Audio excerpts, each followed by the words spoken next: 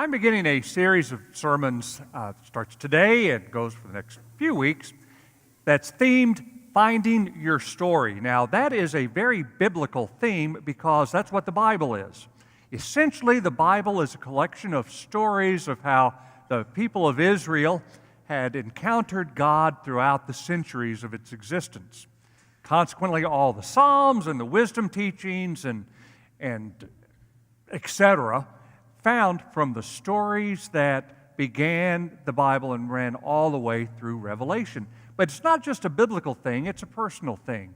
Because I am a firm believer that the best way or one of the best ways that we can discover God, God's existence, and what God might be dreaming for you in your life is when you just take time to look at the stories of your life. Things that have happened that really impacted you in one way or another.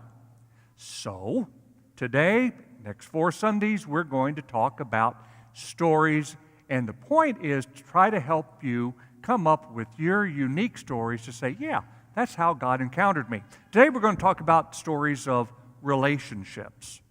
Next week, as you see on the screen, stories of grace.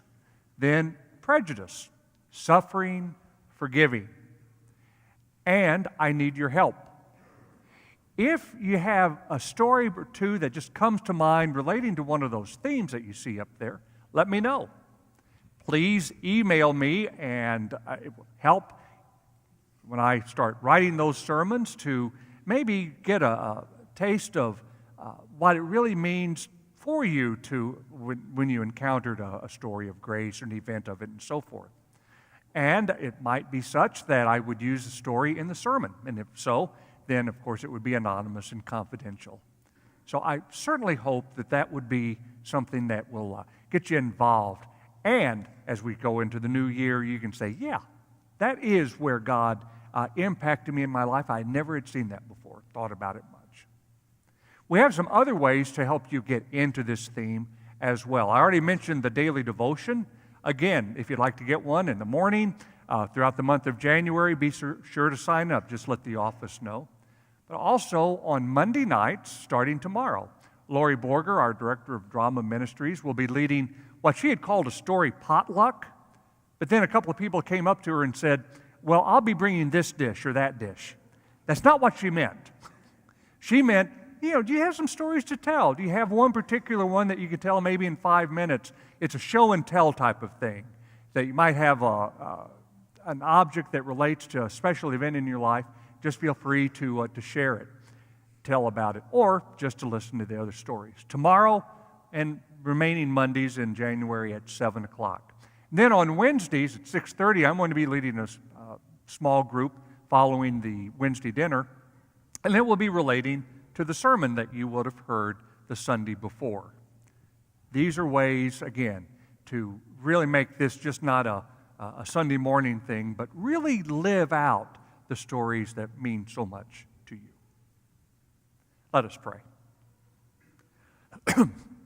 Dear Lord, as we begin a new year, we start this time of meditation with these old words.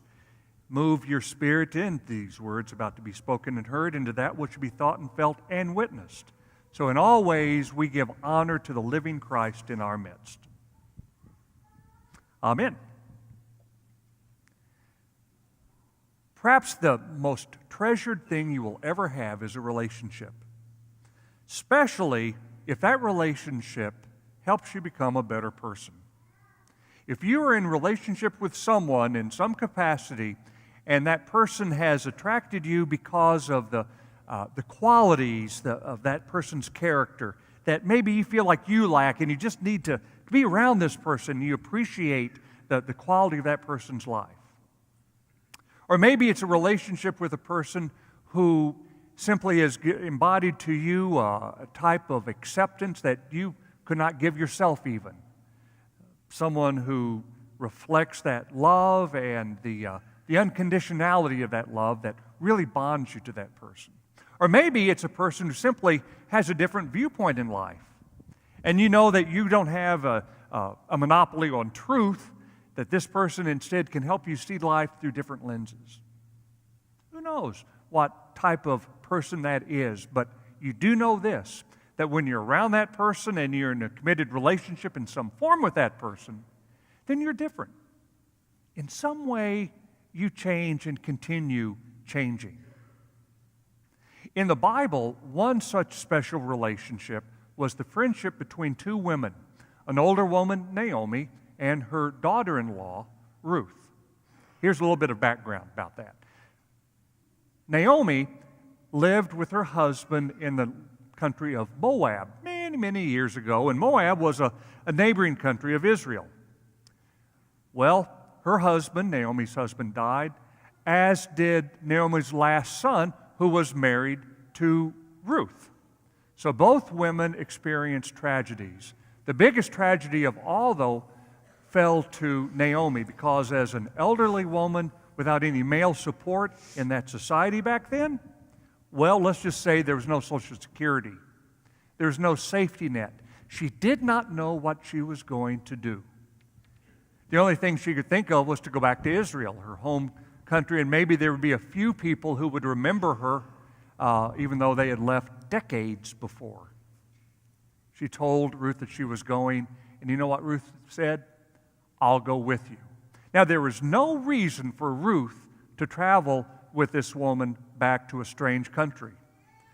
There's no legally binding contract at all. The husband had died. The son is gone. And yet so tight was that relationship between Naomi and Ruth that Ruth said some famous words, "Where you go, I'll go. Where you stay, I'll stay. And your people will be my people." Get that in your mind's eye. That is amazing. That's astounding that anyone would do that for another person. And yet this friend did. Not only was it amazing and astounding, but it certainly caught the attention of others, as this modern adaptation will show.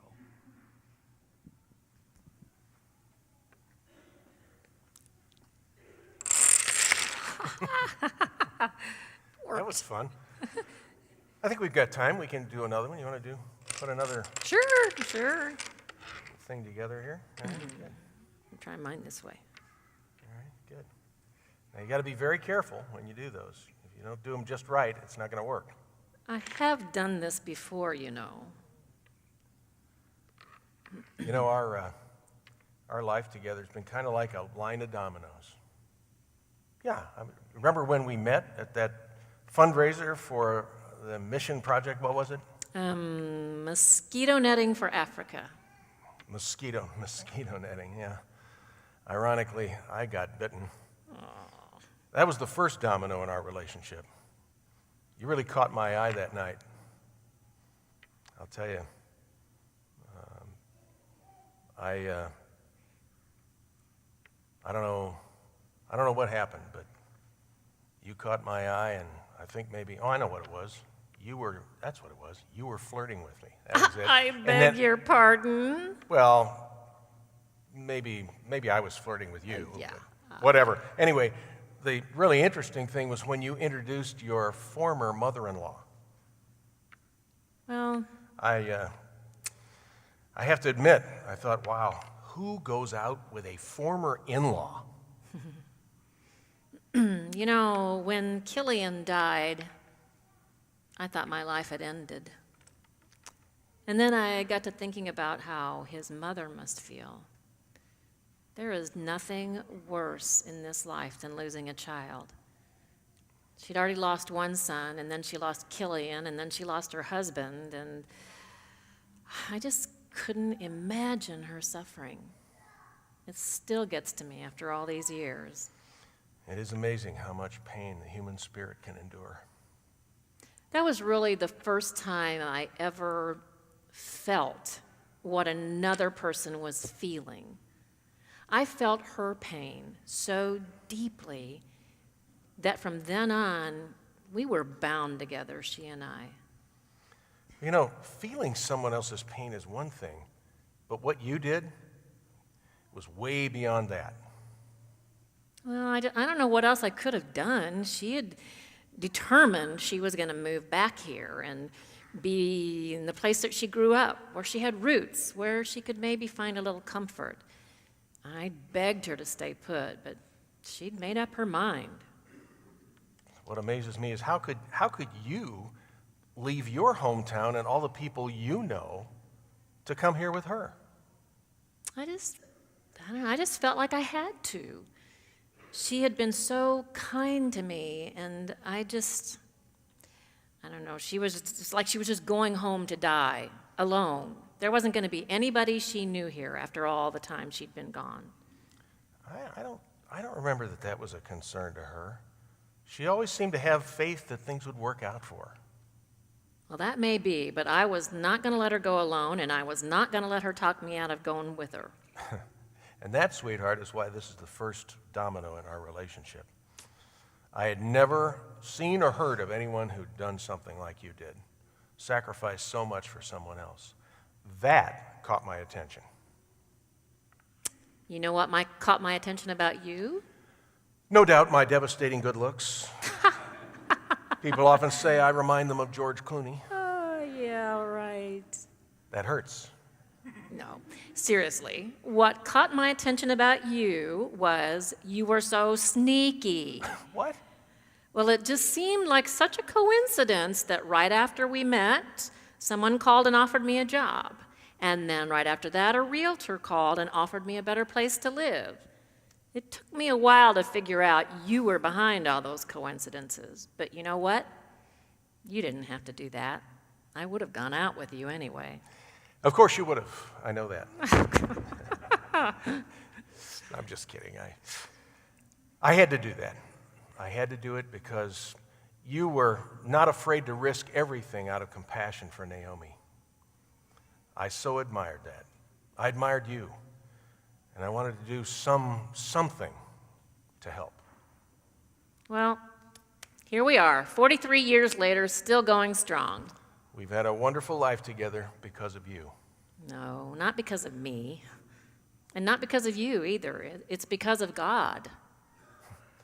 I'm beginning to think I understand the way God works.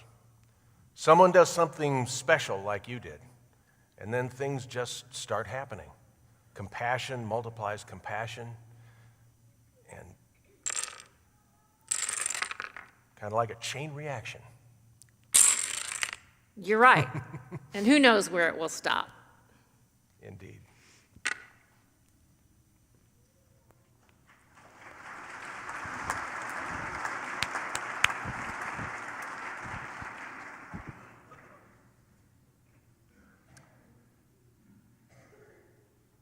So Boaz took Ruth, and she became his wife. When they came together, the Lord made her conceive, and she bore a son. Then the women said to Naomi, "Blessed be the Lord, who has not left you this day without next of kin, and may his name be renowned in Israel." Then Naomi took the child and laid him in her bosom and became his nurse. The women of the neighborhood gave him a name, saying, "A son has been born to Naomi." They named him Obed. He became the father of Jesse, the father of David. Did you catch that? One person did a remarkable thing, a remarkable example of character and of faith and of devotion and of sacrifice. She started a domino falling. Ruth said, "I will go wherever you go. You don't have to do it alone." And that attracted the attention of Mr. Boaz. Never before had he seen anything like that. And so they eventually got married and built their life on a relationship of such type of godlike love, if you will, and bore a son that grew up in that relationship, witnessing that type of love between those two. And Obed then, when he married and had a son, illustrated that same type of strong foundation of faith and of hope and of love.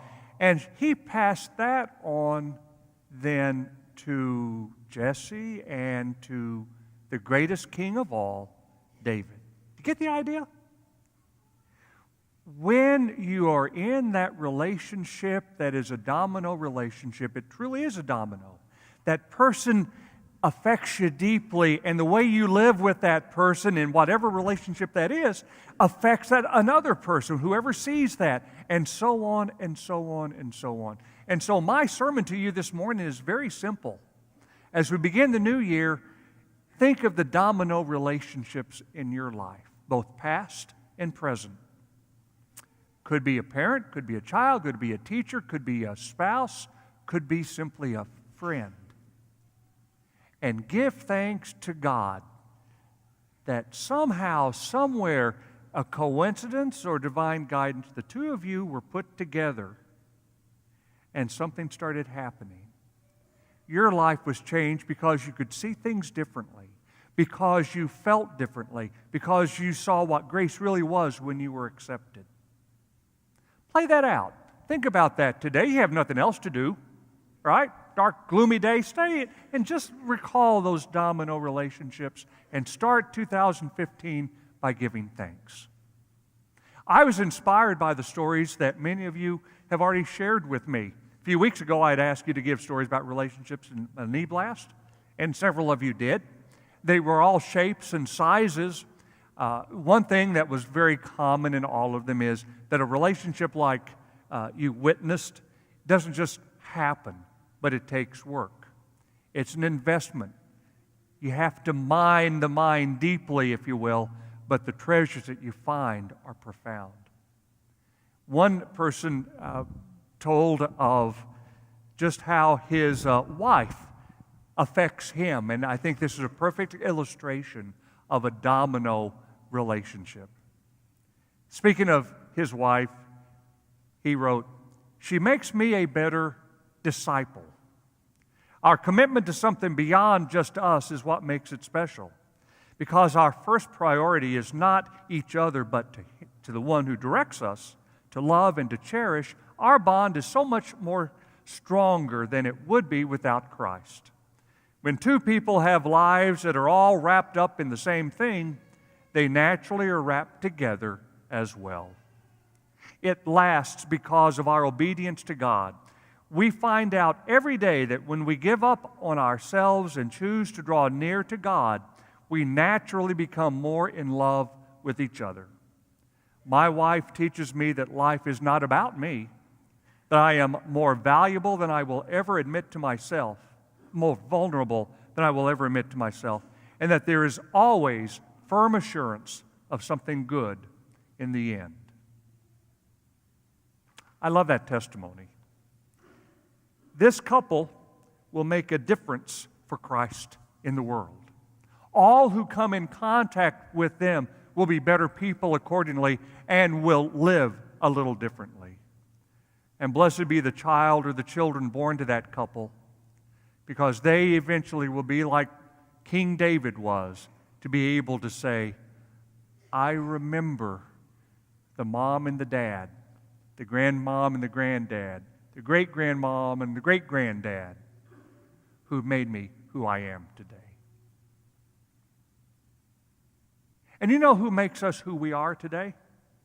I've talked about friendships and relationships, but there is one person we're all in a relationship with who makes us who we are today. When Jesus Christ walked the dusty roads of Galilee, he had that charisma that people just had to come to him because he embodied that which they lacked. That same type of charisma is what attracts you to him and me to him today. He embodied that type of unconditional love on the last night of his life. As he shared his final words with his friends around that upper room table, he said this, "No one has greater love than this, to lay down one's life for one's friends." And then he went ahead and he gave them symbols that whenever they would take them, they would remember this love that would change those disciples and change all the people who came in contact with them.